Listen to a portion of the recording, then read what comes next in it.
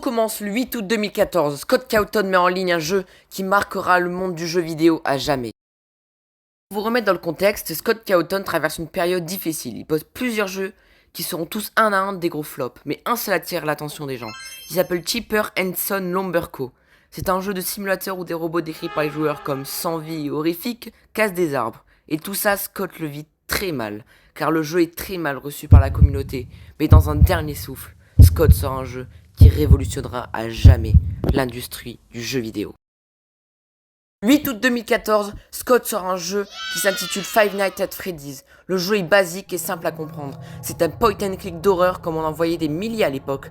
Mais ce qui attire les gens, c'est ces animatroniques. Des robots effrayants à l'effigie d'animaux. Ils sont au nombre de 4. Freddy l'ours chanteur, Bonnie le lapin sympa, Chica et son cupcake, et enfin Foxy le pirate. Ce jeu est un énorme succès. Les screamers et les secrets cachés sont au rendez-vous. Mais on en doit aussi une grande partie aux youtubeurs, car c'est eux qui ont fait connaître le jeu. Squeezie et Polo en France, ou PewDiePie et Markiplier aux US. Tous ont essayé des centaines de fois échapper à la bande de Freddy pendant les 5 nuits. Scott a compris que c'était son heure de gloire, donc il n'a pas réfléchi plus de 4 mois avant de sortir la suite. FNAF 2, ce jeu a tout d'incroyable. L'histoire, le gameplay, les animatroniques, accompagné de tout ça des Funko Pop et peluches, des vidéos théories de partout. Bref, FNAF est en train de devenir le jeu d'horreur par excellence.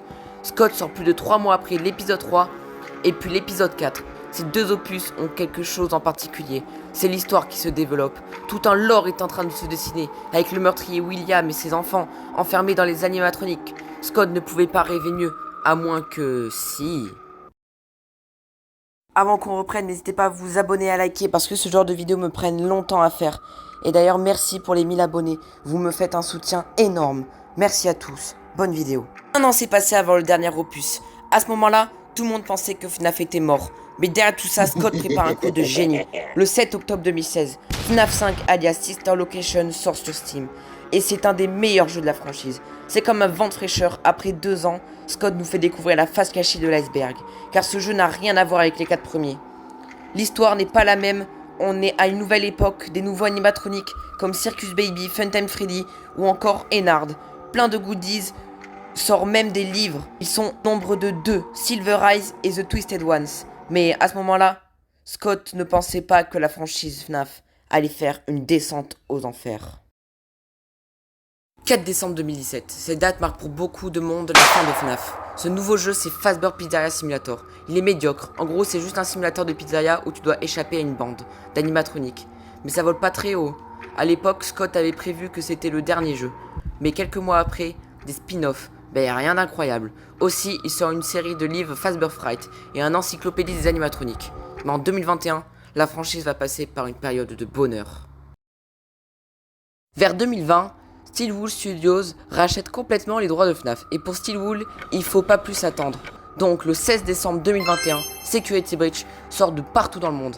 C'est incroyable. Un nouveau gameplay, tout le monde adore. Un Freddy gentil pour une fois, des personnages attachants, une histoire prenante. D'ailleurs, beaucoup ont découvert FNAF à ce moment-là.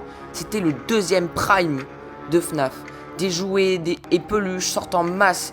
Une nouvelle série de livres Tales from the Pizzaplex. Les nouveaux Fazbear Fright. Le jeu a même connu un DLC gratuit qui sortira à l'été 2022. Et le spin-off était aussi incroyable.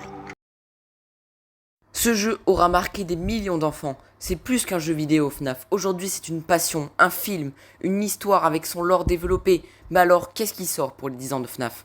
Un nouveau jeu en 2D pour donner des révélations sur le lore. Un deuxième film FNAF qui sortira en décembre 2025. Un jeu My Pogos, c'est un fan-made. Des figurines et autres sur le film FNAF. Une démo pour le prochain Joy of Creation. Des nouveaux livres, mais encore beaucoup de choses à découvrir. Voilà, j'espère que vous avez aimé cette vidéo. Elle m'aura pris beaucoup de temps à réaliser. C'est un peu aussi pour vous remercier des 1000 abonnés. Merci, je vous remercie vraiment infiniment. Merci à vous. Maintenant, n'hésitez pas à vous abonner et à liker. Et moi, je vous dis ciao!